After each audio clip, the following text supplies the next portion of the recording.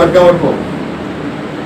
అప్పుడు నేను ఏం చేస్తాడు, దేవుడు పనికి మారిన బద్దకొస్తుడా నీ కొరకు సిద్ధపరచబడిన చీకటిగా గదుగో పాతాళం వెళ్ళిపో అంటాడు. హల్లెలూయా. నువ్వు కప్పెట్టేసి అరే నాకు అయ్యున్నా, నాకు ఈ పనులు ఉన్నా, నాకు ఆ పనులు ఉన్నా, నాకు అది ఉంది, నీకు ఇది ఉందని నీ సొంత పనుల మీద బిజీ అయిపోయావంటే దేవుడికి ఇచ్చే గిఫ్ట్ అది. హల్లెలూయా. అంచేత నా ప్రియమైన సోదరులకు కొంచెం జాగ్రత్తగా నా మాటలు గ్రహించండి. ఇప్పుడు ఇక్కడ ఎవరో ఆయన మాట విన్నారు, వినవాళ్ళు ఉన్నారు. ఆ మాట విని ఆ గుణ లక్షణాలు తీసుకొని సిద్ధపరచబడిన వాళ్ళు ఉన్నారు. నమ్మలేకపోవడంతో అనేక మంది నమ్మలేకపోవడం కారణం చేత వాక్యము కాకపోదు. హల్లెలూయా. వారు ఆయనను దేవుని కుమారుడని విశ్వసించలేదు. అయితే దేవుడు ఆయనలో తనను తాను ప్రత్యక్షపరచుకొని దానిని అద్భుతంలో సూచక్రియల ద్వారా నిరూపించాడు. అపహాస్యం చేసే సంఘం ఉంటుందని ఆయనకి చివరికాలం రోజుల్లో వాగ్దానం చేశాడు. మనము వాటిని కలిగి ఉన్నాము. చివరికాలంలో చివరి దినాల్లో ఎలాంటి వాళ్ళు ఉంటారంటే అండి, అపహాస్యం ఎక్కువ ఉంటారట. ప్రతిదానికి కూడా అపహాస్యం చేస్తారు. అదే వాళ్ళే పరిశుద్ధులు అంటారా, మనం పరిశుద్ధులం కాదంట. ఆ సంఘమే పరిశుద్ధమైందంట. వాళ్ళే పరలోకం వెళ్తారని మనం వెళ్ళమంట. ఏమైనా వింటున్నారా? ఏమేమి హల్లెలూయా. గట్టిగా వాక్యం చెప్పమనుకోండి, ఇలా చెయ్యాలి, ఇలా చేస్తేనే పరలోకం వెళ్తాం మనం. మీరే వెళ్తారు, మేము వెళ్ళాం. మేము చర్యని బట్టి చేయట్లేదు. మరి మేము చేస్తున్నాం, మేము పాడుతున్నాం పాటలు. మాకు ప్రవక్తలు ఉన్నారు, మాకు సంఘాలు ఉన్నాయి, మాకు వాక్యాలు ఉన్నారు. ఓహో మంచిది, మీకు ఉంటారు. కానీ బైబిల్లో ఉన్న వాక్యం, బైబిల్లో ఉన్న మాట, దేవుని మాట వినకపోతే, దేవుడు చెప్పిన దాన్ని వినకపోతే, నువ్వు అపహాస్యం చేస్తే దేవుడు నీకు ఇవ్వాల్సిన టైం చెప్తాను. హల్లెలూయా. ఏమన్నా వింటున్నారండి? ఓకే. ఈ చివరి కాలంలో అపహాస్యం చేసే సంఘాలు ఉంటాయి. అపహాస్యం చేస్తారు. దేవుని వాక్యాన్ని నమ్మడానికి బదులుగా, దేవుని వాక్యాన్ని వినడానికి బదులుగా, దేవుని వాక్యాన్ని చేర్చుకోవడానికి బదులుగా, దేవుని మాట చెప్పిన మా ఆజ్ఞ ప్రకారం నడుచుకోవడానికి బదులుగా వీళ్ళు ఏం చేస్తారు తెలుసండి? అపహాస్యం చేస్తారు, హేళన చేస్తారు. అవి వీళ్ళేనంట పరిశుద్ధులు, వీళ్ళే చేస్తున్నారంటే అసలైన బట్టి మనం చేయట్లేదంట. మనం చేయట్లేదు కాబట్టి చెప్తున్నాం. చేతి ఎందుకు చెప్తారు? హల్లెలూయా. మరియు సూచక్రియలు వెంబడించే సంఘం ఉంటుందని ఆయన వాగ్దానం చేశాడు. మనం దాన్ని పొందాం. అప్పుడు వారందరూ ఆయన మాట వినడానికి ఒత్తిడి తెచ్చినప్పుడు ఇద్దరు లేదా ముగ్గురు మత్స్యకారు రాత్రి చేపలు పట్టారు. వారు ఒక సీమోను, గ్రీస్కి ఏం జరుగుతుందో మరియు సీమోను అక్కడ ఉంటాడని ఆయనకు ముందుగానే తెలుసు. మరియు ఇలా చెప్పబడింది. వారు రాత్రి అంతా ప్రయాసపడ్డారు, కానీ ఏమీ పట్టలేదు. కానీ ఏమైనప్పటికీ చేపలు పట్టడానికి ప్రయత్నించి వారు ఏమీ పట్టకపోవడం అత్యంత నిరుత్సాహపరిచే విషయం. వారు రాత్రి అంతా ప్రయాసపడ్డారు, కానీ ఏమీ పట్టలేదు. మరియు అక్కడ వారి వలలు కడుగుతూ కూర్చున్నారు. ఆపై ఆంధ్రేయుడు పేతురు అంటున్నాడు, సరే ఆ దైవిక స్వస్థత చేసేవాడు వస్తున్నాడు. వారు ఆయన గురించి చాలా విన్నారు. కాబట్టి పేతురు అంటున్నాడు, ఆయన ఏం చెప్తున్నాడు విందాం అని అన్నాడు. బోధకులు యేసుక్రీస్తు ఆ సభలో ప్రసంగం ప్రారంభమైంది. ఆయన ద్వారా ప్రజలు ఏ విధంగా స్వస్థపరుస్తారని దేవుడు వాగ్దానం చేసిన దాని గురించి ఆయన మాట్లాడడం మొదలుపెట్టాడు. హల్లెలూయా. పేతురు అన్నాడంట, యేసుక్రీస్తు సభ పెట్టాడు కదా, ఇక్కడ మీటింగ్ పెట్టాడు కదా, ఆ దైవిక స్వస్థపరిచేవాడు వచ్చాడు. యేసుక్రీస్తు పేరు ఏంటండి? వీళ్ళు ఏమంటున్నారు? దైవిక స్వస్థపరిచేవాడు అంటే స్వస్థపరిచేవాడు అన్నమాట. స్వస్థతలు బాగా చేస్తున్నాడు కదా. మరి చాలా కుంటోలు కాళ్ళు ఎత్తున్నాడు, గుంటోలు చూపిస్తున్నాడు, చనిపోలు లేపుతున్నాడు, మోగోలు మాట ఎత్తున్నాడు, అన్ని కార్యాలు జరుగుతున్నాయి. చెవిటోళ్ళకి వెనుక వచ్చేస్తుంది. ఎన్ని జబ్బులు కలిగిన వాళ్ళు ఆయన దగ్గర వచ్చి ప్రార్థన చేయకుండా స్వస్థ జరిగిపోతుంది. ఈ స్వస్థపరిచేవాడు వస్తున్నాడు, దైవిక స్వస్థపరిచేవాడు. ఇక్కడ కూటమి పెట్టాడట. కొన్ని విషయాలు మనం విందామని పేతురుతో ఆంధ్రతో మాట్లాడుతున్నాడు. అయితే ఆయన ఏం చెప్తున్నాడు విందాం. బోధకుడు యేసుక్రీస్తు ఆ సభలో ప్రసంగం ప్రారంభమైంది. ఆయన ద్వారా ప్రజలను ఏ విధంగా స్వస్థపరుస్తాడని దేవుడు ప్రజలకు వాగ్దానం చేశాడో ఆయన మాట్లాడడం మొదలుపెట్టాడు. దేవుడు యేసుక్రీస్తు ప్రసంగం మొదలుపెట్టాడంట సభలో. ప్రసంగం ఏం చేస్తాడు? ఆయన యేసయ్య ప్రవశించాడు నా కోసం. ఏమని ప్రవశించాడు? తత్తరిల్లి హృదయంతో ఇట్లనుడి. ప్రతిదండన చేయడానికి ఆ దేవుడు వస్తున్నాడు. ఆయన వచ్చినప్పుడు ఆయనే మనం రక్షిస్తాడు. కుంటు వాళ్ళకి కాళ్ళు ఇస్తాడు, గుడ్డు వారికి చూపిస్తాడు, మగవాళ్ళకి మాట ఇస్తాడు అని చెప్పి ఏదైతే యెషయా ప్రవచించాడో ఆ లేఖనాన్ని స్థిరపరచడానికి దేవుడు నా ద్వారా కుంటు వాళ్ళకి కాళ్ళు ఇస్తున్నాడు, గుడ్డు వారికి చూపిస్తున్నాడు, మగవాళ్ళకి మాట ఇస్తున్నాడు అని చెప్తున్నాడు. యెషయా ప్రవచించండి నా కోసం కన్యక గర్భవతి కుమారుడు కంటుందని. అదిగో మీ ఎదురుగానే మీరు చూశారు. కన్యక గర్భవతి అయింది.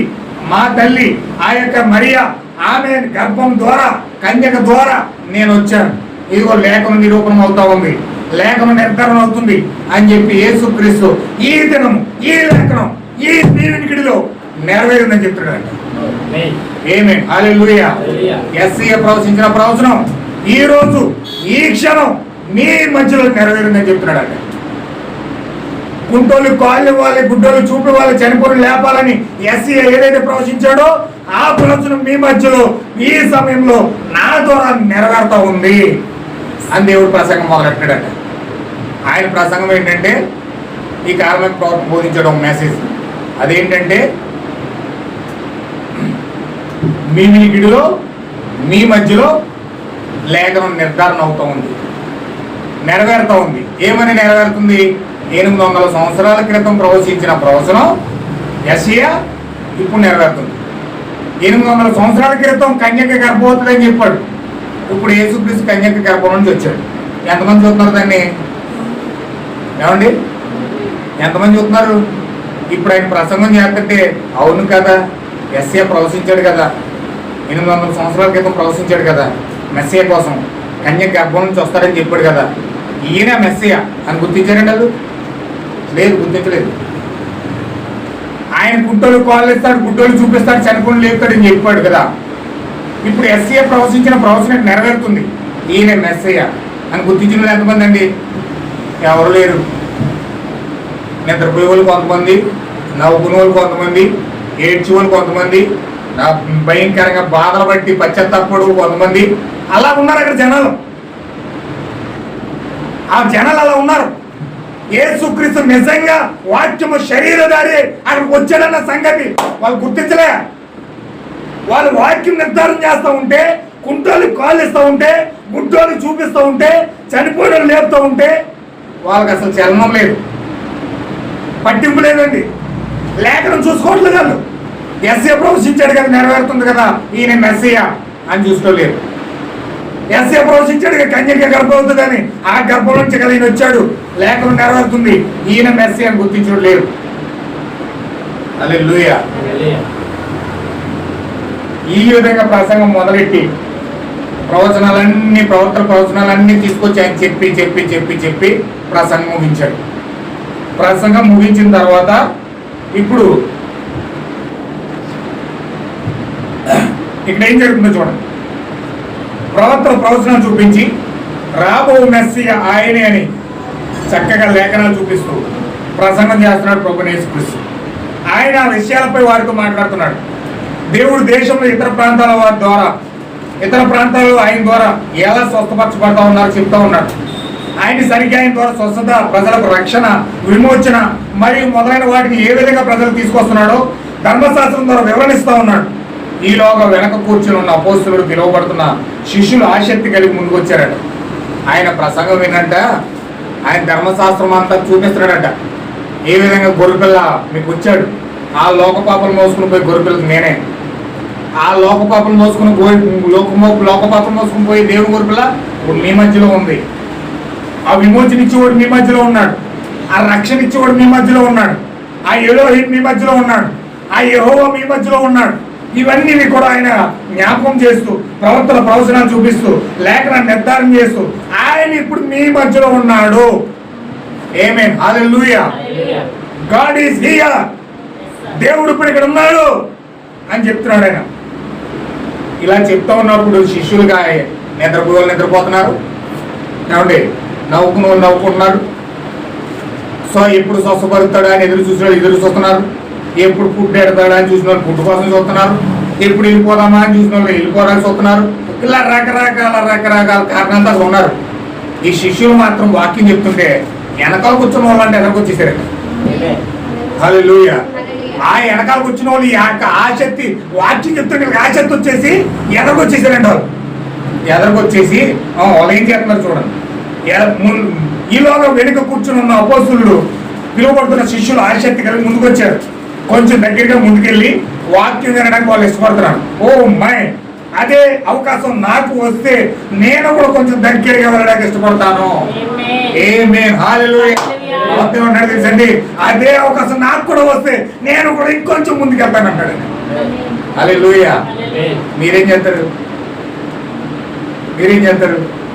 అదే అవకాశం మీకు వస్తే మీరేం చేస్తారు? ఇప్పుడు దేవుడి అవకాశం మీకు ఇచ్చాడు. హల్లెలూయా. ఎంత మంచి మాట మాట్లాడుతున్నాడు చూడండి. అదే యేసుక్రీస్తు బోధిస్తుండగా అవకాశం నాకు కూడా వస్తే నేను ఇంకొంచెం ముందుకెళ్ళి నేను కూడా వింటానంటే మరి మీరు వినడానికి ఇష్టపడతారా? అదే దేవుడు కనుక మీ మధ్యలోకి వచ్చి బోధిస్తే మీరు వినడానికి ఇష్టపడతారా? ఆమేన్, హల్లెలూయా. చూడండి, యేసుక్రీస్తు వారిని చూసి, రండి ఆంద్రేయ కొంచెం దగ్గరగా జరగండి. ఆయన చూడండి, ఏ ఉత్సాహం చూసి ఆయన పేరెంట్ పిలుస్తున్నాడంట. ఆంద్రేయ అక్కడ ఆగిపోయారండి, ఇంకా ముందుకు రండి. మీకు తెలుసా, ఎవరైతే వాక్యం యొక్క ఆసక్తితో దేవుని వెతకడానికి ప్రయత్నిస్తారో ఆ పేరు పెట్టి పిలుస్తాడు.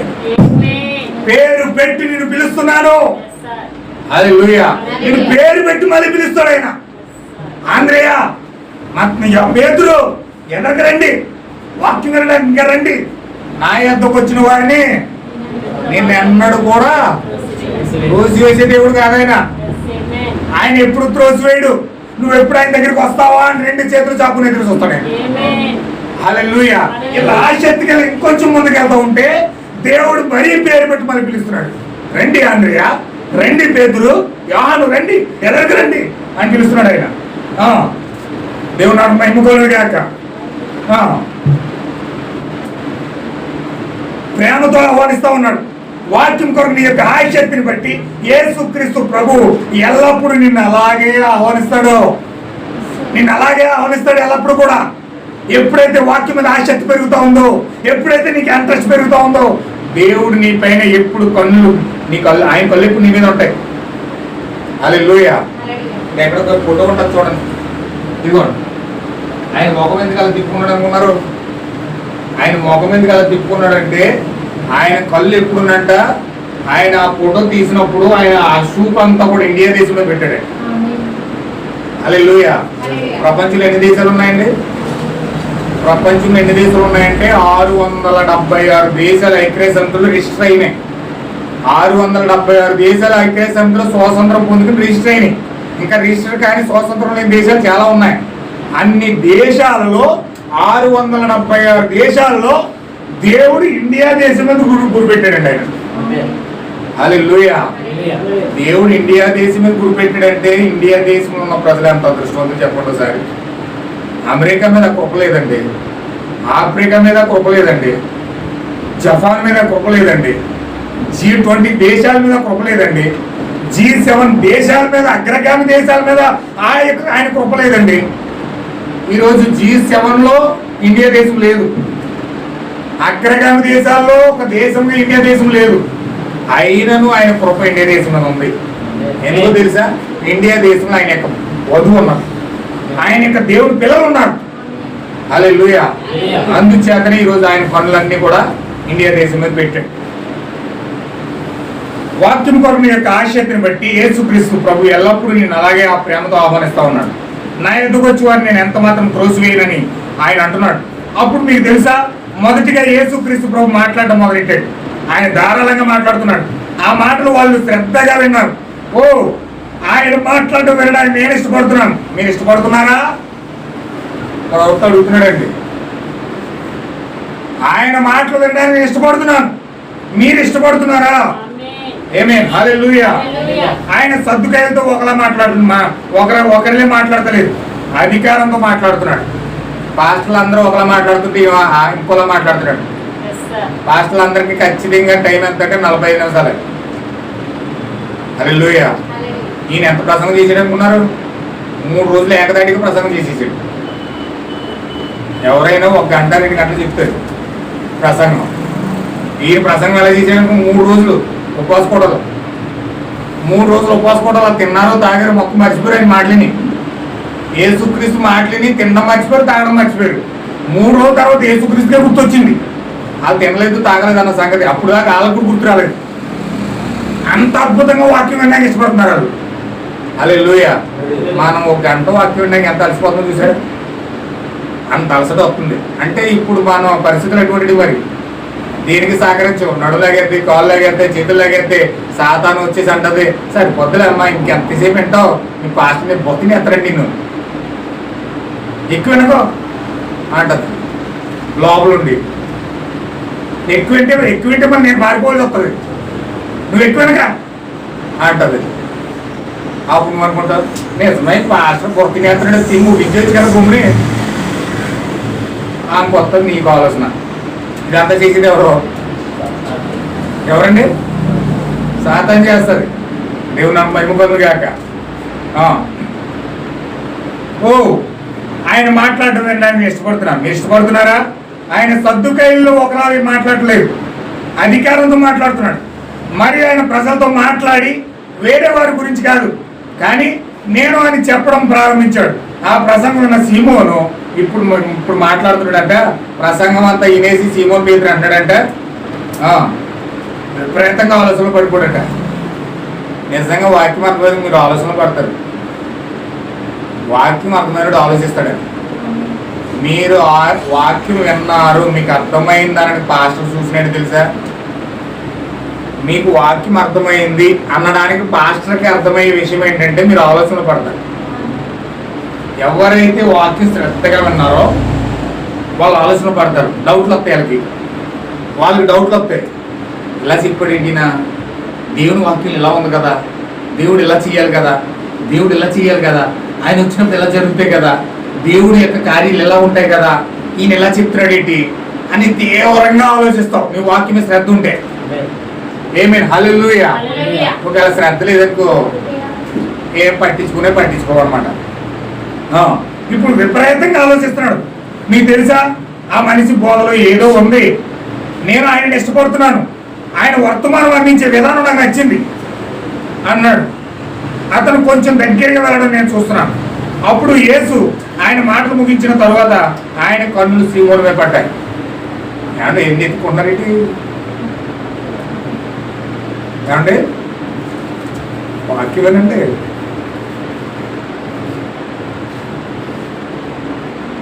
సీమోను పేతురు వాక్యం ఎప్పుడైతే విన్నాడో ఆ వాక్యం విన్న తర్వాత పక్క ఆయన ఆంధ్రతో అన్నాడంట, ఆంధ్రేయ ఆయన ప్రసంగించే ప్రసంగం నాకు చాలా నచ్చింది, చాలా డిఫరెంట్గా మాట్లాడుతున్నాడు ఈయన, ఏదో ఉంది ఇందులో అని చెప్పి పక్కన ఆంధ్రేయుని వదిలేసి పేదరికి కొంచెం ఎలాగెళ్ళిపోయాడు.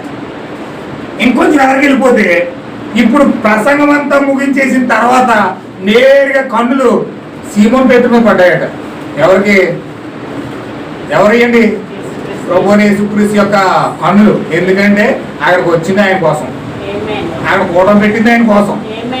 అసలు దేవుడు గిన్నెసరైతే యొక్క సరస్సు దగ్గర ఆ పెద్ద కూటం ఎందుకు పెట్టాడంటే అక్కడ పేతురు రక్షించబడతాడు, అక్కడ పేతురు విడిపించబడతాడు, అక్కడ పేతురు తన యొక్క సమస్యను విడిచి యేసుక్రీస్తును వెంబడించడానికి ఆయన నిర్ణయం తీసుకున్న ప్లేస్ అది.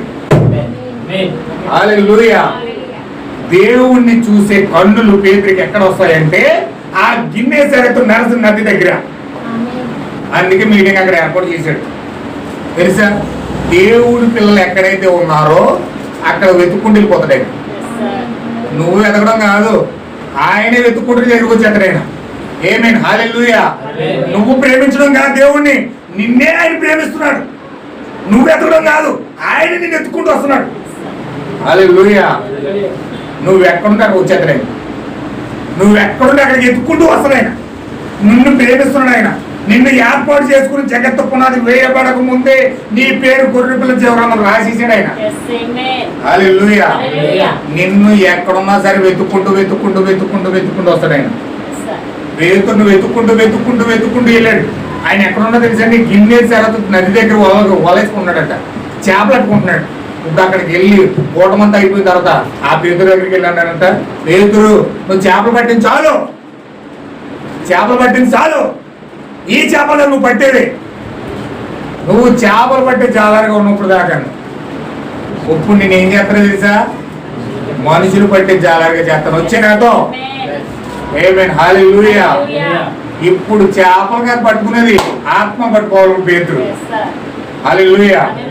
ఎంత గొప్ప ప్రధాన బోధకుడుగా అర్హత ఉండి, దేవుని యొక్క గ్రంథంలో ఒక కాపరిగా అర్హత ఉండి, అలాంటి వ్యక్తి చేపలు పట్టుకుంటున్నాడు. ఇక్కడ సాదా సీదాగా చేపలు పట్టుకుంటున్నాడు. హల్లెలూయా. నువ్వు దేవుని యొక్క ఏర్పాట్లు ఉండి మహాగ్రంథంలో ఒక అద్భుతమైన పేరు కలిగి ఉండి ఒక సాదా సీదాగా స్త్రీగా కూర్చున్నావు. ఇక్కడ ఒక సాదా సీదాగా పెయింటింగ్ చేసుకున్నావేమో, లేకపోతే సాదా సీదాగా తాటి పని చేసుకున్నావేమో, లేకపోతే సాదా సీదాగా ఇల్లు ఉంచుకున్నావేమో, లేదా సాదా సీదాగా ఏదో ఒక చిన్న పని చేసుకున్నావేమో. కానీ దేవుడు నిన్ను పరలోకంలో సింహాసనం కూర్చుని పెట్టాలనుకున్నాడు. ఆమేన్ హల్లెలూయా. ఒకరోజు పేతురు అడిగాడు, ప్రభువా మా కుటుంబాలు వదిలేసాం, మా వాళ్ళు వదిలేసాం, మా యొక్క దేశాలు వదిలేసాం, మా యొక్క సమస్యను విడిచిపెట్టేశాం, నిన్ను వెంబడించడానికి వచ్చేసాం కదా, మరి మాకు ఉపయోగం ఏంటి, మా కోసం ఏం మేలు దాచి ఉంచామని అడిగాడు. అప్పుడు పేతురు అన్నాడు, అప్పుడు యేసుక్రీస్తు అన్నాడు పేతురుతో, పేతురు నువ్వేం బెంగ పెట్టుకోకు, నువ్వు సాదా సీదాగా చేపలు పట్టుకున్నాడు. నువ్వు అలాంటి చిన్నతనం నుంచి చిన్న చిన్న చేపలు పట్టుకునే వ్యక్తి నుంచి మనుషులు పట్టుకుని జల్లరిగా చేశాను. ఎందుకో తెలుసా?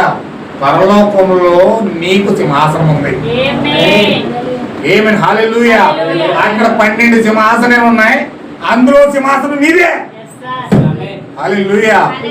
ఇప్పుడు నువ్వు గనక ఏదో ఇల్లు ఉంచుకున్నావో, తగ్గు పని చేసుకున్నావో, పెయింటింగ్ చేసుకున్నావో, ఏదో చేసుకున్నావు, ఏదో సాదా సీదాగా ఇక్కడికి వెళ్తున్నామేమో, కానీ నిన్నెందుకు పిలిచాడో తెలుసా? పరలోకంలో దేవుని యొక్క సింహాసనం మీద నిన్ను కూర్చుండబెట్టడానికి. హల్లెలూయా. నమ్ముతావా? నమ్ముట నీ వలన అయితే నమ్ముడికి నమ్ముని సమస్తము దేవుడు అన్న నమ్మిన దేవుని మహిమ చూద్దామని. హల్లెలూయా. కానీ దేవుని కార్యాలు నమ్మడానికి చాలా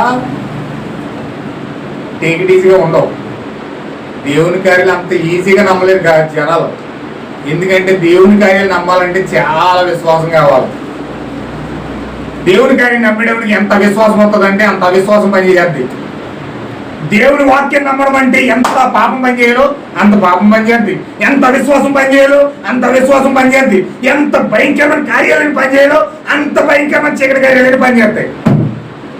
దెయ్యంతో తిరిగినా చెప్పి ఎవడో పట్టించుకోడండి, దెయ్యంతో తిరిగినని చెప్పి ఎవడో పట్టించుకోడు. కానీ దేవుడి దగ్గరికి వెళ్దామంటే అందరూ లేచిపోతారు నీ మీద.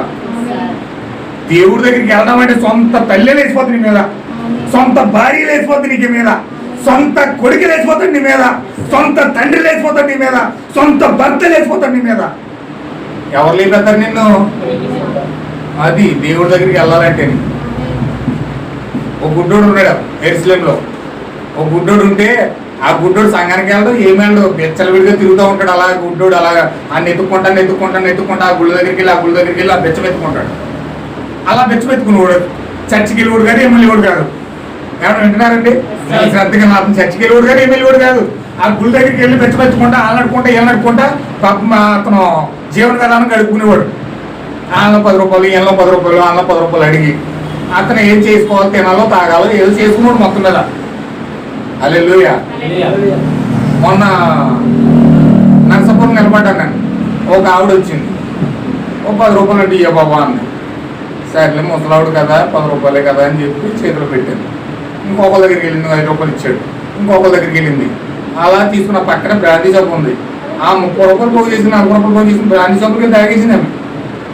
ఆడావిడ. నేను అది చూసి అయ్యో 10 రూపాయలు అనవసరంగా ఇచ్చాను నేను అనుకున్నాను నేను. హల్లెలూయా. అలాంటి బ్రతుకు ఆ స్త్రీది. ఆమె 10 రూపాయలు అడిగి, ఏమో 10 రూపాయలు అడిగి, ఆమె 10 రూపాయలు అడిగి అడుక్కుని తినడం తాగడం. అలా చేసి కూడా గుడ్డోడు, ఎవడో పట్టించుకున్నాడు కాదు, ఎవరికి అసలు అతను అవసరమే లేదు. అలా జీవన విధానం గడుపుతున్నాడు. ఒకరోజు ఆ దారి అంటే యేసుక్రీస్తు వెళ్తున్నాడు. అందరిని అడిగినట్టే ఆయన కూడా 10 రూపాయలు అడిగాడు. హల్లెలూయా. అందరిని అడుగుతున్నాడు కదా, అలవాటు అయిపోయింది పాపం విద్య. ఆయన కూడా 10 రూపాయలు అడిగాడు. ఆయనకు వచ్చిన వాక్యం చెప్పాడు కొంచెం, నాయన ఇలా ఎంతకాలం జరుపుకుంటున్నావు?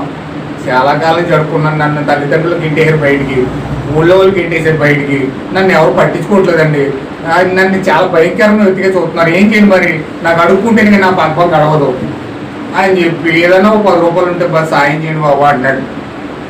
హల్లెలూయా. నేను 10 రూపాయలు సాయం చేయను, కానీ నీకు ఆధారమని నీ కళ్ళు ఇవ్వడానికి నేను ఇష్టపడుతున్నాను, నీ కళ్ళు ఇవ్వడానికి ఇష్టపడుతున్నాను. నేను ఎవరో తెలుసా? నేను సో మెస్సయ్య సూచన. ఎప్పుడైతే ఆ వ్యక్తి చెప్పాడో ఆయన పరిపూర్ణంగా విశ్వాసంతో నమ్మి నువ్వు కళ్ళు ఇస్తానంటే నేను అంత సమస్తము మానేసి నిన్ను వెంబడించడానికి నేను సిద్ధంగా ఉన్నానని చెప్పాడు. ఆమేన్. హల్లెలూయా. ఈరోజు నువ్వు సిద్ధంగా ఉంటే దేవుడు చేయడే కార్యం చేయడానికి సిద్ధమే. నువ్వు సిద్ధంగా ఉంటే ఆయన చేయడానికి సిద్ధమే. ఆయన ఎల్లప్పుడూ సిద్ధంగా ఉంటాడు, నువ్వు నమ్మడానికి సిద్ధంగా ఉన్నావు. ఆయన ఏమన్నాడు తెలుసండి? నువ్వు నమ్ముట నీ వలన అయితే నమ్మువానికి సమస్తము. ఐ బిలీవ్ లార్డ్, నేను సమస్తము నమ్ముతున్నాను. నువ్వు కళ్ళు ఇస్తానని నేను నమ్ముతాను, 100% నమ్ముతాను. ఇది దస్ అయితే లాడని నమ్ముతున్నాను, నేను వింటున్నాను, నేను ఇప్పుడు చూడబోతున్నాను ఖచ్చితంగా అని చెప్పేసి ఎప్పుడైతే పరిపూర్ణ వాక్యాన్ని నమ్మాడో, అని చెప్పిన మాట విశ్వసించి పరిపూర్ణంగా నమ్మాడో అప్పుడే ఆ క్షణమంతా గుడ్డోడు కళ్ళు వచ్చింది. ఆమేన్. హల్లెలూయా. ఆ క్షణమంతా గుడ్డోడు కళ్ళు వచ్చినాయి. అడుక్కోవడం మానేశాడు. ఆయన 10 రూపాయలు ఏళ్ళు పడిపోవడం అడుక్కోవడం మానేశాడు. శుభ్రంగా ఆ యొక్క దేశంలోకి వెళ్ళి, ఆ రాజ్యంలోకి వెళ్ళి, ఆ ఊర్లోకి వెళ్ళి అందరికీ సాక్ష్యం ఇస్తున్నాడు. పలానా ప్రభువుని యేసుక్రీస్తు మెస్సీయగా భూమి మీదకి వచ్చాడు, నా కళ్ళు ఇచ్చాడు, ఇగో నా కళ్ళే ప్రత్యక్షమైన సాక్ష్యం. ఆమేన్. హల్లెలూయా. ఏంట్రా ఆ రోజు ఆ ప్రధాన యాజకుడు ఉదాహరణకి వెళ్తున్నాడట, పెద్ద బిషప్ అతను. ఆ దారంటే వెళ్తుంటే, నీకు కళ్ళు ఎవడిచ్చాడు? కళ్ళు వచ్చినాయి నీకు? మొన్నదాకా గుడ్డోడు కదా, నీ కళ్ళు ఎవడిచ్చాడు? ఏ హాస్పిటల్ తీసుకెళ్ళాడు మీ అమ్మ నాన్న? సరే బిడమ్మ, ఏ హాస్పిటల్ తీసుకెళ్ళాడు మీ అమ్మ నాన్న? ఎక్కడ తీసుకెళ్ళాడు? ఏ వైద్యం చేయించాడు నిన్ను? ఏ హాస్పిటల్కి వెళ్ళావు నువ్వు?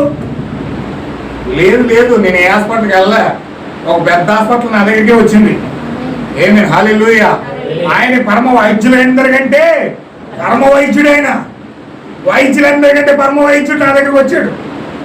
ఆయన మెస్సయ్య, నాకు కళ్ళు ఇచ్చాడు. నేను ఎప్పుడైతే పరిపూర్ణంగా నమ్మానో ఆ కళ్ళు నేను పొందుకున్నాను. ఏంటి? ఆ మరియమ్మ కొడుకు నీ కళ్ళు ఇచ్చాడా? ఆ వడ్లవాని కొడుకు నీ కళ్ళు ఇచ్చాడా? నువ్వు మాకు బుద్ధులు నేర్పుతున్నావా? నువ్వు భయంకరమైన పాపివి, భ్రష్టుడివి, నువ్వు మాకు నీతులు నేర్పినవా? ఈయనేం చెప్తున్నా తెలుసండి?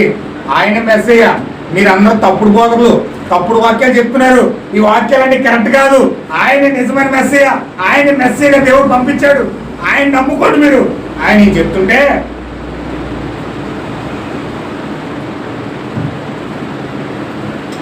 నువ్వేమో పరమ పాపమై ఉండి మొన్నదాకా తాగేసి రోడ్లను తొల్లేసి ఓడివి, నువ్వు అలా చేసి ఓడివి, ఇలా చేసి ఓడివి, నేను అడుక్కుని ఓడివి. నీ అడుక్కునే బుద్ధితో నువ్వు ఉండక మళ్ళీ మాకు బుద్ధి నేర్పుతున్నావు. మాకు నువ్వు వాక్యాలు కావాలా? మాకు సన్నిహితుల సభ ఉంది, మాకు పెద్ద కైప ఉన్నాడు, అన్న ఉన్నారు, వాళ్ళు ప్రధాన యాజకులు, వాళ్ళతో పోల్తావేటి? ఆయన ఎక్కడో వాళ్ళ తల్లి ఎక్కడో వ్యభిచారం చేసేసి పాపం చేసేసి ఆయన ఏది నీతి కౌరులు చెప్తుంటే వచ్చి మాకు బుద్ధి చెప్తున్నావా ఆయన చెప్పి సంఘము అందరూ కలిసి వాళ్ళ అమ్మ నాన్న దగ్గరికి వెళ్ళిపోయారు. నీ కొడుకు మాకు బుద్ధులు నేర్పుతున్నాడు, నీ కొడుకు మాకు ఈ నీతులు నేర్పుతున్నాడు, మా వాక్యాలు తప్పంట, అక్కడెక్కడికో వెళ్ళాడట, ఆ వాక్యాలు తప్పంట. చెప్పు, ఏ హాస్పిటల్ తీసుకెళ్ళారు మీరు? ఎక్కడ కళ్ళు వచ్చినాయి అతనికి? ఎవరిచ్చారు అతను కళ్ళు? ఏ డాక్టర్ ఇచ్చాడు? హల్లెలూయా. ఎవరు వింటున్నారా? వాళ్ళు అన్నారు, ఒకవేళ యేసుక్రీస్తు దగ్గరికి కళ్ళు వచ్చినాయని చెప్తే వీళ్ళని ఎక్కడ బాధేస్తారని చెప్పి వాళ్ళు తెలివిగా, చాలా తెలివైన వాళ్ళు కదా ఈరోజు జనాలు. ఆ రోజు కూడా జనాలు ఏం చేసేది తెలుసండి? బాబా మాకు ఏం తెలుసు బాబా, ఈ చర్చికి ఎక్కడికి వెళ్ళాడు, ఆయన ఎక్కడో ఏం చేశాడో మాకు తెలియదు, ఆయన పెద్దోడు అయ్యాడు కదా, వయసు వచ్చింది కదా, అతనికి చెప్పడానికి మాట వచ్చింది కదా, ఆయన అడగని చెప్తాడు. మాకేం తెలియదు బాబా, శుభ్రంగా తప్పించుకున్నారు. ఎక్కడ ఆ విషయం యేసుక్రీస్తు స్వస్థపరిచాడు అన్న సంగతి వీళ్ళకి కూడా తెలుసు. యేసుక్రీస్తు ఏమన్నా తెలుసండి? ప్రజల ఎదుట నామాన్ని ఎవరైతే ఒప్పుకుంటారో వారు నేను పరలోకంలో ఒప్పుకుంటాను అన్నాడు. ఈ నటించే తల్లి ఈ యొక్క తల్లిని ఒప్పుకుంటాడు దేవుడు. సమయానుకూలంగా ప్రజలకు అనుకూలంగా ఆల భక్తిని కనపరచడానికి ఈయన ఏం చేసిందో తెలుసండి. మాకేం తెలియదు బాబా, ఆడికి వయసు వచ్చింది కదా అని అడగండి. నాకు ఇది సంబంధం లేదు. చేతులు దుఃఖేసుకున్నా అంటే పిల్లలు చేతులు కడిగేసామంటూ పిల్లాడు కూడా నాకు ఏ సంబంధం లేదని చేతులు కడిగేసుకున్నాడు. అక్కడికి వెళ్ళి యేసుక్రీస్తు రక్తానికి నాకు ఎటువంటి సంబంధం లేదని చేతులు కడిగేసుకున్నాడు. ఈయన కూడా అలా చేతులు కడిగేసుకుని చెప్పాను. నేను మీ పతియే, నేను మీ సంఘాన్ని మాత్రం వదలను, మీ యొక్క సన్నిహితుల సభ మాత్రం వదలను. నన్ను ఏం చేయదు బాబా, నా కొడుకునే పట్టుకోండి మీరు. హల్లెలూయా. ఏమ్మా అప్పుడు ఆ గొడ్డు అతను అడుగుతున్నారు వీళ్ళు, నీ తల్లిదండ్రులు మా సంఘమే, వాళ్ళు ఏం తప్పు లేదు, పాపం లేదు, వాళ్ళు మా సంఘాన్ని ఇడిచిపెట్టలేదు, ఇంకా మేము అంటాకేం సరిపోం, నువ్వు చెప్పు అంటున్నారు. ఎవరిచ్చారు నీకు? ఇప్పుడు వరకు చెప్పాను నమ్మలేదు, నేను ఇప్పుడు వరకు చెప్పాను మీకు నమ్మలేదు, ఇంకా నేను చెప్పను. హల్లెలూయా. నేను కానీ ఒకే ఒక సాక్ష్యం ఇస్తున్నాను. మీ సంఘంలోకి వచ్చినంత కాలం నేను గుడ్డోడిగానే ఉన్నాను, మీ చర్చిలోకి వచ్చినంత సేపు నేను గుడ్డోడిగానే ఉన్నాను, మీ యొక్క సిద్ధాంతం పాటించిన సేపు కూడా నేను గుడ్డోడిగానే ఉన్నాను. కానీ ఇప్పుడు చెప్తున్న సాక్ష్యమేనండి. హల్లెలూయా. ఏమన్నా వింటున్నారా? ఇప్పుడు చెప్తున్న సాక్ష్యమేనండి. ఆయన ఎప్పుడైతే నేను దర్శించానో, ఆయన ఎప్పుడైతే నేను కలిశానో, నా గుడ్డి కన్నులు తెరవబడ్డాయి. ఇదే సాక్ష్యము. ఇంక నేను చెప్పకపోండి అన్నాడు. ఆమేన్. హల్లెలూయా. నీ సాక్ష్యం అలా వినపడాలి, నీ సాక్ష్యం అలా వినపడాలి. నీకు వాక్యం దర్శిస్తే నీ కళ్ళు తెరవబడాలి. నీ వాక్యం తెరవబడితే నీ కళ్ళు తెరవబడాలి, విశ్వాసం నీలోకి రావాలి. హల్లెలూయా. ఆ గుడ్డోడు విశ్వాసం పొందుకున్నాడు, విశ్వాసం పొందుకుని కళ్ళు పొందుకున్నాడు. దేవుడు నాకు మహిమ కలుగును గాక.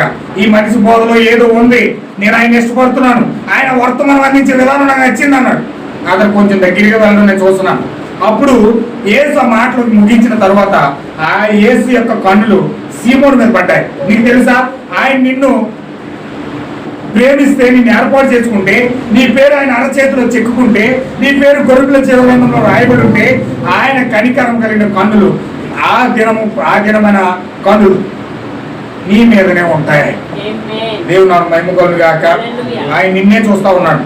ఆయన కను దృష్టి అంతా కూడా నిన్నే గమనిస్తూనే ఉంటుంది. అది మనోహరమైన శాశ్వతమైన ప్రేమ. ఓ ప్రైజ్ ఇన్ ది నేమ్. దేవుడు నాకు మహిమ కలుగును గాక. ఇప్పుడు ఆయన సీమోను పడవలో ఉన్నాడు. ఆయన ఇప్పుడు సీమోను అని పిలుస్తున్నాడు. ఓ ప్రియ సహోదరి, నీతో కూడా మాట్లాడుతున్నాడు ఆయన. ఆయన నిన్ను కూడా పేరు పెట్టి పిలుస్తూ ఉన్నాడు ఆయన. ఆ మాధుర్యమైన స్వరముతో, ఓ నా వధువా, నా ప్రాణేశ్వరి, నా శరీరంలో శరీరమా, నా మాంసంలో మాంసమా, నా వాక్యంలో వాక్యమా, నా వాక్యమా అని నిన్ను పేరు పెట్టి మరి పిలుస్తూ ఉన్నాడు. నీ పేరేంటో తెలుసా? దేవుడు నాకు మహిమ కలుగును గాక. ఆయన నీకు ఇచ్చిన పేరేంటో తెలుసా? ఆయన గొర్రెపిల్ల జీవగ్రంథంలో రాసిన పేరేంటో తెలుసా? నీ పేరు, నీకు ఇచ్చిన పేరేంటో తెలుసా? వాక్యం. ఏంటంటే నీకు ఇచ్చిన నీ గొర్రెపిల్ల జీవగ్రంథంలో నీ పేరేంటంటే వాక్యమై ఉన్నది. అక్కడ రత్నం రాజు, లేకపోతే యోసేపు, లేకపోతే సతీషు, లేకపోతే మన పేరు వేణు అని అక్కడ ఏమైతే స్పెషల్గా ఏమి రాయకూడదు అండి. ఆ పేరు గొర్రెపిల్ల జీవగ్రంథంలో అలా ఉన్న పేర్లు. నీ పేరేంటో తెలుసండి? వాక్యమై ఉన్నది. ఓ నా వాక్యమా, నా ప్రాణేశ్వరి, నా శరీరంలో శరీరమా, నా మాంసంలో మాంసమా, నా వాక్యంలో వాక్యమా అని పేరు పెట్టి పిలుస్తున్నాడు. హల్లెలూయా. దేవుడు నాకు మహిమ కలుగును గాక. సహోదరుడు చక్కగా పాట పాడాడు స్టార్టింగ్ లో. ఓ వధువా, నీవు ధన్యురాలివి. ఆ యొక్క వధువు ఏంటండి? ధన్యమైన వధువు. ఎందుకు ధన్యమైనది? దేవుని యొక్క శరీరంలో శరీరమై ఉన్నదామె, దేవుని యొక్క వాక్యంలో వాక్యమై ఉన్నదామె, దేవుని యొక్క తలంపులో తలంపై ఉన్నదామె, దేవుని యొక్క మాంసంలో మాంసమై ఉన్నదామె, అంత దేవునిలో భాగమై ఉందేమే. దేవుడు నాకు మహిమ కలుగును గాక. మరి నువ్వు భాగమై ఉంటే ఖచ్చితంగా నువ్వు స్పందిస్తావు. నీ పేరేంటో తెలుసా? గొర్రెపిల్ల జీవగ్రంథంలో రాయబడి నీ పేరు వాక్యమైనది. ఆమె ఆ పేరుతో నిన్ను ఆయన పిలుస్తున్నాడు. ఆయన ఇప్పుడు ఆయన ఏం తలంచాడో అని నేను ఆశ్చర్యపోతున్నాను. సీమోను, ఇప్పుడు నీ స్థితి నుండి బయటపడటము ధోనిను లోతును నడిపించి చేపలు పట్టుటకు మీ వలలు వేయండి. ఇప్పుడు అది కాస్త విచిత్రంగా ఉన్నది. నీవు ధోనిని లోతును నడిపించి చేపలు పట్టుటకు మీ వల వేయండి. ఇక్కడ చూడండి, దేవుడు ఒక మాట మాట్లాడుతున్నాడు. ఫస్ట్ పేరు పెట్టి పిలిచాడు ఆయన మాట్లాడేటప్పుడు. ఇప్పుడు రెండో పాయింట్ ఆయన ఏం మాట్లాడుతున్నాడు అంటే, రెండో మాట ఏం మాట్లాడుతున్నాడు అంటే, నీ ధోనిని కొంచెం లోతుకు నడిపించి అంటాడు. హల్లెలూయా. నిన్ను మొట్టమొదటిగా విశ్వాసిగా నిన్ను పేరు పెట్టి పిలిస్తే, నిన్ను విశ్వాసిగా పేరు పెట్టి పిలిస్తే, నీ యొక్క హృదయం అనే ధోనిను వాక్యం అనే లోతులోని కొంచెం నడిపిస్తాడు. నేను టైం అయిపోయినా ఇలా ఎందుకు నేను చెప్తున్నాను మీకు, నేను టైం అయిపోయినా నా గొంతుకు వేస్ట్ చేసుకుని నేను నడిచి నా శక్తిని మించిన ఆ భారంతో మీకు ఎందుకు చెప్తున్నాను తెలుసా అండి? కానీ వింటున్నారా? నేను ఎందుకు చెప్తున్నాను ఈ మాట? మిమ్మల్ని అలసిపెట్టేసి మిమ్మల్ని ఏది ఇబ్బంది పెట్టాలని కాదు, లేకపోతే మిమ్మల్ని బాధ పెట్టాలని కాదు, లేకపోతే నాకు ఏదైనా వాక్యం వినండి అని ఏదో మిమ్మల్ని సంతృప్తి పరచడానికి కాదు. ఆయన ఏం చేస్తాడంటే, పేరు పెట్టి వర్తమానంలో పిలిచిన దేవుడు ధోనిని కొంచెం లోతుకు నడిపిస్తాడు. పేతురుతో ఏం మాట్లాడుతున్నాడంటే, నీ ధోనిని కొంచెం లోతుకు నడిపించు. ఎందుకంటే పేతురు అలసిపోయాడు. రాత్రి అంతా ప్రయాసపడ్డాడు కానీ ఒక్క చేప దొరకలేదు. రాత్రి అంతా ప్రయాసపడ్డాడు కానీ నీ జీవితం అంతా ప్రయాసపడ్డావు కానీ దేవునిలో ఉన్న ఆత్మ ఒక్క గుణలక్షణం నీలోకి రాలేదు. నీ జీవితం అంతా ప్రార్థన చేసావు కానీ, నీ జీవితం అంతా పోరాడావు కానీ, నీ జీవితం అంతా ఎన్నో ప్రార్థన చేసావు, ఎంతగానో ఎన్నో చర్చిలకు వెళ్ళావు, ఎన్నో కూటల్లో పాల్గొన్నావు, ఎన్నో సభల్లో పాల్గొన్నావు, ఎంతగానో తిరిగి తిరిగి తిరిగి తిరిగి అలసిపోయావు. దేవుని ఒక గుణలక్షణం అని వచ్చిందా? ఒక్క చేప రాలేదు నీకు. దేవుని నాకు మహిమగొల్ని కాక. మీరు చెప్పండి, గుండె మీద చేసి దేవునిలో ఉన్న గుణలక్షణం ఫలానా గుణలక్షణం నాలో ఇప్పుడు ఉందని చెప్పండి. గుండె మీద చేసుకుని చెప్పండి. దేవునిలో సహనం ఉంది, నీలో ఉందా? దేవునిలో జ్ఞానం ఉంది, నీలో ఉందా? దేవునిలో విశ్వాసం ఉంది, నీలో ఉందా? దేవునిలో దైవభక్తి ఉంది, మరి నీలో ఉందా? ఏమైనా పొందుకున్నావా? మరి ఎన్ని సభల్లో పాల్గొన్నట్టు ఇప్పుడు వరకున్నావు? పలానా జాన్ బిస్లీ గారు వస్తున్నారండి, పెద్ద ఫోటో పెట్టారండి, లక్షల మంది వచ్చాయన జనం, ఇసుకెత్తే రారండి, అంత జనం కారు మీద వచ్చేయారు, లారీల మీద వచ్చేయారు, బస్సుల మీద వచ్చేయారు. సర్లే వచ్చేయారు, మరి నువ్వేం పొందుకున్నావు అందులోకి వెళ్ళి? అందులోకి వెళ్ళి పలానా పెద్ద పాస్టర్ గారు వచ్చారు, పెద్ద అయ్యారు వచ్చారండి, నేను వెళ్ళానండి, 3 రోజులు వెళ్ళానండి. వెళ్ళావు, ఓకే మంచిదే, నువ్వేం పొందుకున్నావు అందులో? ఏం వచ్చింది నీలోకి? నువ్వు ఆ సభల్లోకి వెళ్ళి పొందుకున్నది ఏంటి? ఎన్ని సభల్లో పాల్గొని ఉంటావు, ఎన్ని మీటింగుల్లో పాల్గొని ఉంటావు, ఎన్ని ప్రార్థనలకు వెళ్ళి ఉంటావు, ఎన్ని ఆదివారాలు తిరుగుంటావు, ఎన్ని శనివారాలు తిరుగుంటావు, ఎన్ని శుక్రవారాలు తిరుగుంటావు? ఏం పొందుకున్నావు ఇప్పుడు వరకు చెప్పండి ఒకసారి. నీ హృదయంలోకి ఏమొచ్చింది? నీ జీవితంలోకి ఏమొచ్చింది? పాపం ఆ పేతురు రాత్రి అంతా తిరగబడ్డాడు కానీ, రాత్రి అంతా సముద్రం అంతా తిరిగేసాడు కానీ ఒక్క చేప తిరగలేదు, ఒక్క చేప దొరకలేదు. ఓ నా ప్రియమైన దేవుని బిడ్డ, జీవితంలో నువ్వు తిరిగి తిరిగి తిరిగి అలసిపోయేవేమో పేతురులాగా.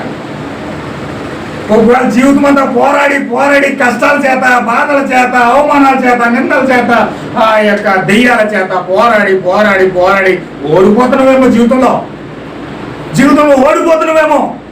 కష్టాలు జయించలేక, బాధలు జయించలేక, ఇబ్బందులు జయించలేక, నిందలు జయించలేక, భయంకరమైన కష్టాల కొలంలో మునిగిపోయి ఈ బాధలకు విడుదలెప్పుడు అని ఎదురు చూస్తున్నావేమో. ఒకవేళ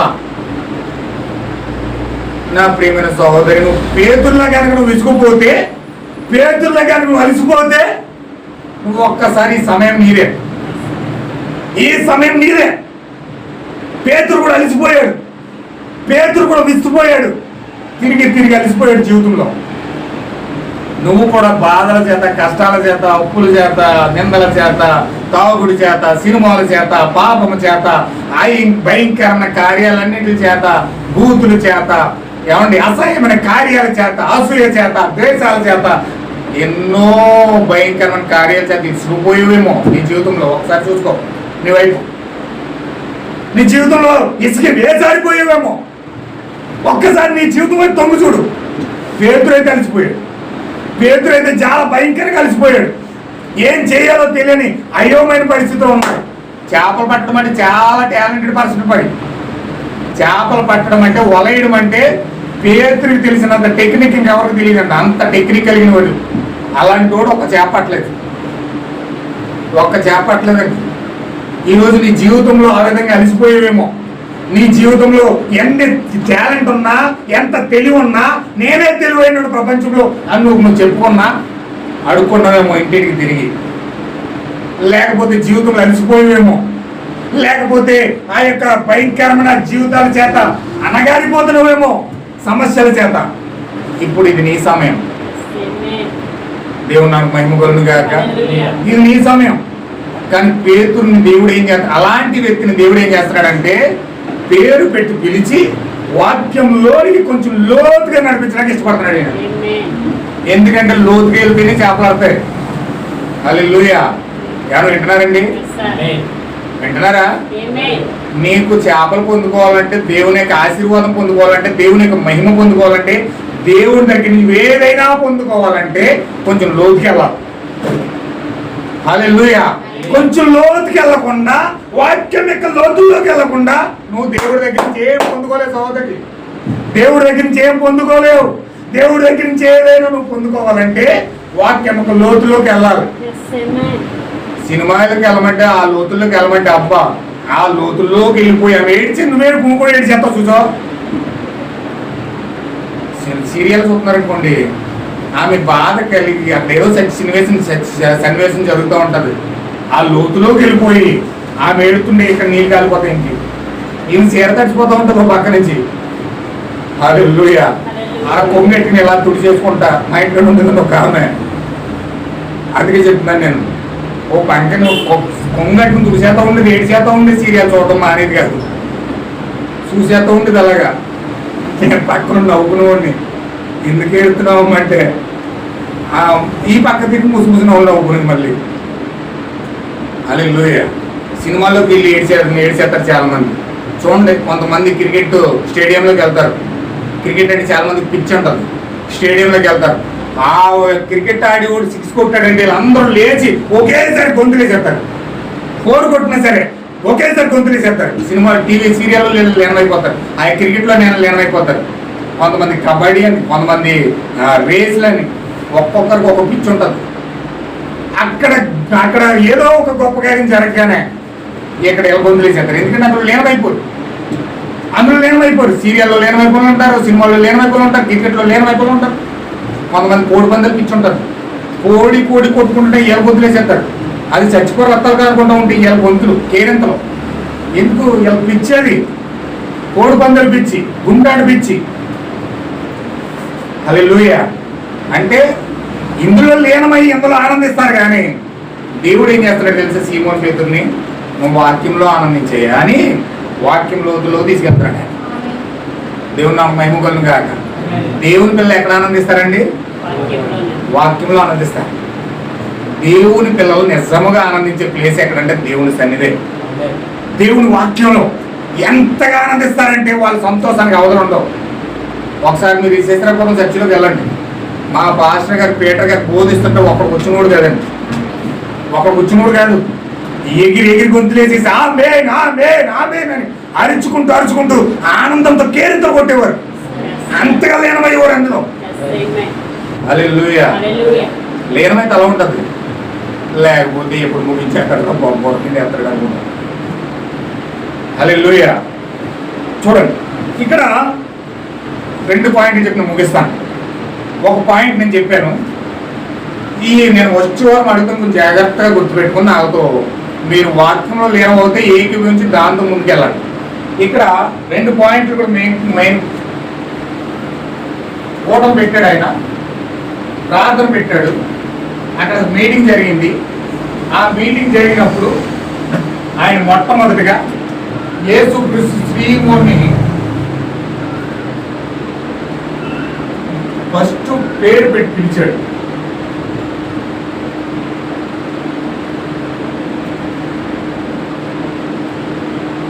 ఫస్ట్ ఇది పిలుపు, దేవుని యొక్క పిలుపు అండి. ఇది పేతురికి దేవుని యొక్క పిలుపు వచ్చింది.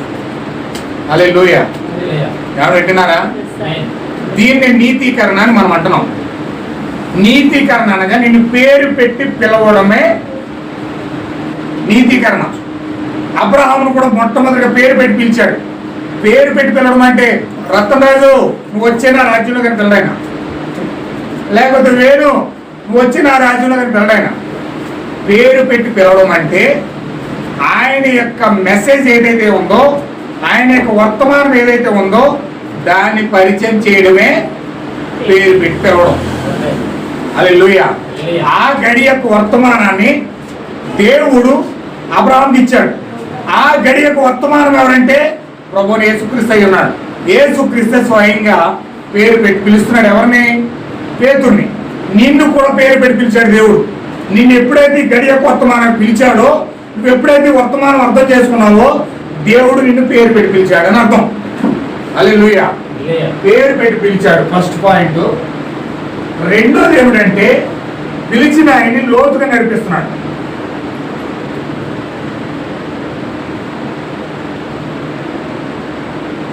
ఏం చేశాడండి? పిలిచిన ఆయన్ని కొంచెం లోతుగా వెళ్ళమంటున్నాడు. లోతుగా వెళ్ళమని ఇప్పుడు లోతుగా వెళ్ళిన తర్వాత ఆయన ఏం చేస్తున్నాడంటే, లోతుగా వెళ్ళిన తర్వాత ఆయన లోతుగా తీసుకెళ్ళిన తర్వాత ఆయన లోతు ఎలాంటి లోతుకు తీసుకెళ్తున్నాడంటే ఇప్పుడు కొన్ని విషయాలు మీకు చెప్తున్నాను చూడండి. ఈ కాలం యొక్క వాక్యం లోతులోనికి దేవుడిని నడిపించాలంటే నిన్ను ఏ విధంగా నడిపిస్తున్నాడంటే చూడండి. దేవుడు నిన్ను పిలిస్తే నీకు దేవుని యొక్క ఆలోచన చెప్పి నిన్ను లోతైన వాక్యంలోనికి దేవుని యొక్క నిత్య జీవం పొందుకునేంత లోతుగా ఘోరమైన సంగతులు నీకు వివరించి ముద్దలు పగలగొట్టి బైబిల్ మర్మాలు నీకు తెలియజేస్తాడు. ఏంటి బైబిల్ మర్మాలు అంటే చూడండి. సర్ప సంతానం,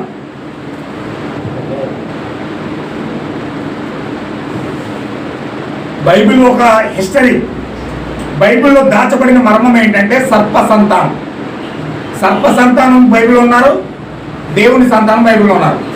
నెక్స్ట్ రెండోది ఏంటంటే ముగ్గురు దేవుళ్ళ ఒక దేవుడా, త్రిత్వం అనే దేవుని యొక్క మర్మం, క్రీస్తు యొక్క మర్మం, ముందు నిర్ణయం యొక్క మర్మం, క్రొత్త జన్మ యొక్క మర్మం, పరిశుద్ధాత్మ బాప్టిజం యొక్క మర్మం, గొర్రెపిల్ల యొక్క మర్మం, గొర్రెపిల్ల భార్య యొక్క మర్మం, మహావేష యొక్క మర్మం, 7 కొండల యొక్క మర్మం, సూర్యుని ధరించిన స్త్రీ యొక్క మర్మం, 7 ముద్రల యొక్క మర్మం, 7 ఊర్ముల మర్మం, 7 తెగుళ్ళ మర్మం, 7 బోర్ల మర్మం, 7 సంఘాల మర్మం, 7 పాత్రల మర్మం, 3 ప్రపంచ యుద్ధాల మర్మం, 3 అయ్యోల మర్మం, 7వ దూత యొక్క మర్మం, 7 దూతల యొక్క మర్మం, బలిష్ఠుడైన దూత యొక్క నిబంధన దూత యొక్క మర్మం, పరలోక మర్మం, పాతాళ మర్మం, పరదేశ్ యొక్క మర్మం, 3 రాకడ యొక్క మర్మం, రహస్య రాకడ యొక్క మర్మం, 7 పరిపాలన యొక్క మర్మం, విశ్రాంతి దినం యొక్క మర్మం, బాప్తిజం యొక్క మర్మం,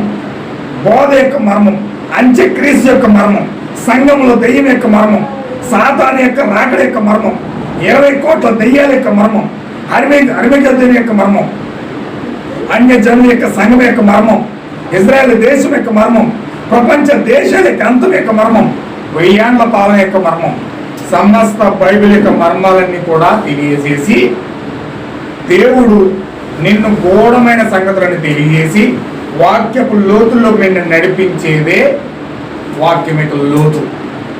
దేవుడు నాకు మహిమగలను గాక. ఇన్ని మర్మాలు ఉన్నాయి.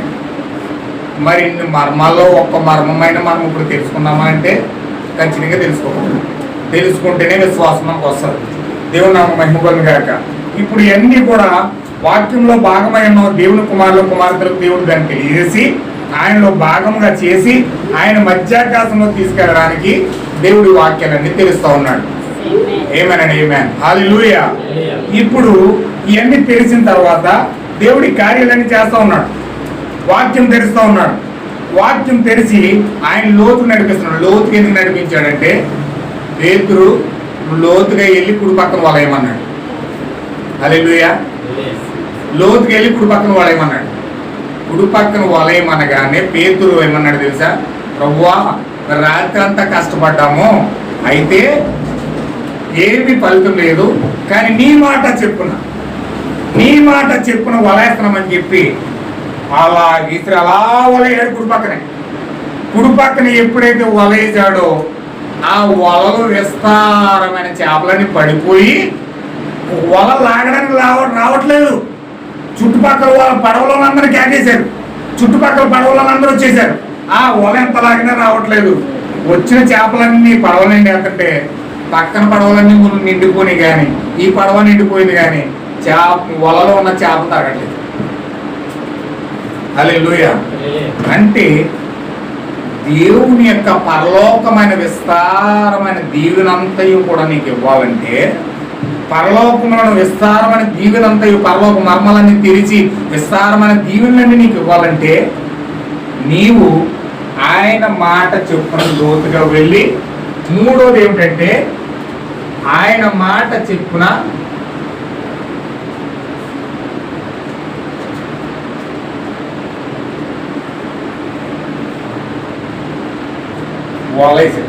వల వేయాలి. అంటే నువ్వు వర్తమానం లోతుగా వెళ్ళి ఆయన మాట ప్రకారంగా, ఆయన ఆజ్ఞ ప్రకారంగా నువ్వు ఎప్పుడైతే చేస్తావో నీకు విస్తారమైన దీవెనలన్నీ కలుగుతాయి. హల్లెలూయా. దేవుడు నాకు మహిమ కలుగును గాక. నేను ముగిస్తున్నాను.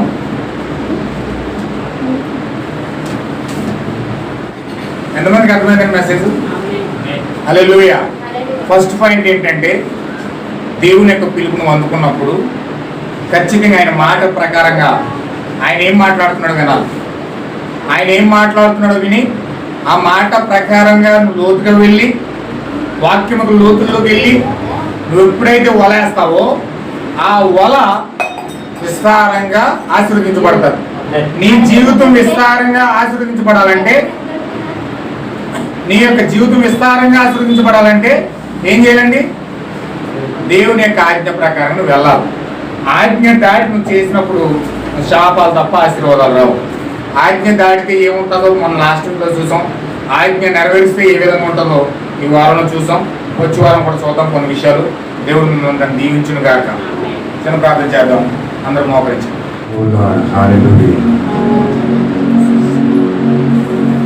చిన్న ప్రార్థన చేయడం వరకు దేవుడు మాట్లాడాడు. మీరు మాట్లాడే సమయం వచ్చింది. ఓ ప్రియమైన దేవుని బిడ్డ,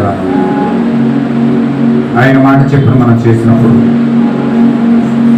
విస్తారంగా ఆశీర్వదించబడతామని ఈరోజు వాక్యం ద్వారా దేవుడు మాట్లాడుతూ ఉన్నాడు. ఆయన మాట చెప్పిన మనం చేసినప్పుడు విస్తారంగా దీవించబడుతుంది. నీ కుటుంబం ఆశీర్వదించబడుతుంది. నీ జీవితం ఆశీర్వదించబడుతుంది. పేతురు విసిగిపోయిన జీవితంలో నుంచి, భారభరితమైన హృదయంలో నుంచి, కన్నీళ్లతో, కష్టాలతో, బాధలతో, భయంకరమైన ఏహ్యమైన కార్యాలతో నింపబడిన పేతురు విసిగిపోయి జీవితం అంతా కష్టపడ్డాడు, జీవితం అంతా ఏడ్చాడు, జీవితం అంతా పోరాడాడు. కానీ ఏమి ఫలితం లేకుండా పోయింది. కానీ ఎప్పుడైతే మెస్సీయాను కలుసుకొని ఆయన మాట చెప్పిన ఎప్పుడైతే చేయడం మొదలుపెట్టాడు, దేవుని పిలుపు అందుకొని లోతుగా వెళ్ళి ఆయన మాట చెప్పిన వలేశాడు. విస్తారమైన చేపలు అందులో పడ్డాయి.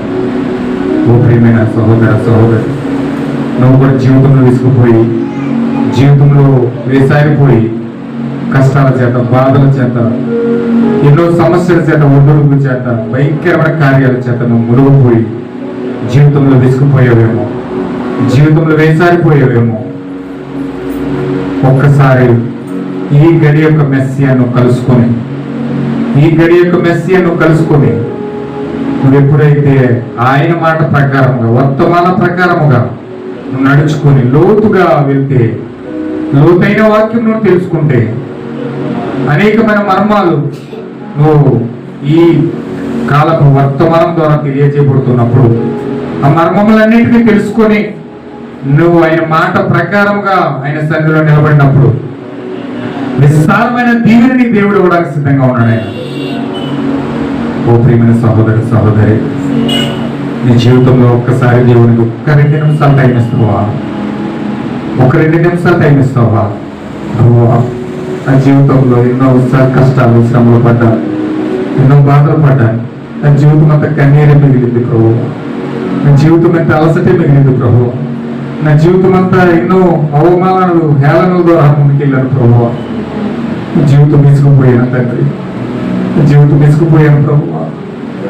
ఓ నా అనుకున్న వాళ్ళే నాకు వ్యతిరేకులైపోయారు. ఓ దేవా, ఎన్నో స్వార్థపూరితమైన మనసులతో పోరాడాను, ఎన్నో భయంకరమైన దెయ్యాలతో పోరాడాను, అప్పుడు సమస్యలతో పోరాడుతూ ఉన్నాను. ఓ ఎన్నో భయంకరమైన హేళనలతో పోరాడుతూ ఉన్నాను.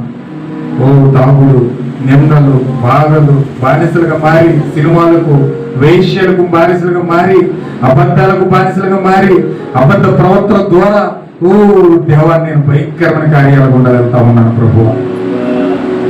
ఈరోజు తండ్రి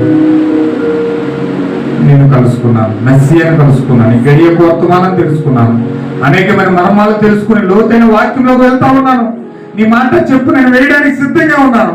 నా జీవితం అనే వల ఓ నీ మాట చెప్పును వేయడానికి ఇష్టపడుతున్నాను. విస్తారమైన దీవులను దీవిస్తావని నమ్ముతున్నాను ప్రభువా. సహాయం చేయండి ప్రభువా.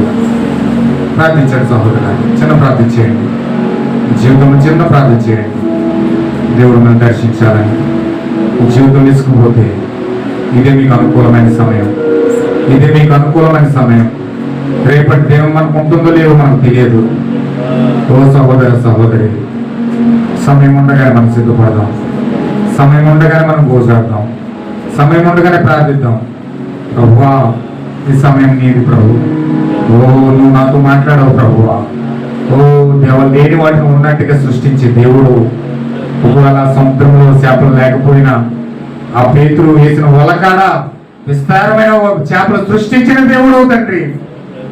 ఈరోజు మా జీవితంలో ఏ కార్యాలు లేకపోయినా, ఏ కార్యాలు చూడకపోయినా, నీ మాట ప్రకారంగా మేము నడిచినప్పుడు, నీ వర్తమాన ప్రకారంగా మేము నడిచినప్పుడు నా జీవితం అనే వల విస్తారంగా ఆశీర్వదించబడతా ఉంది, విస్తారమైన దీవులతో నింపబడతా ఉంది ప్రభువా.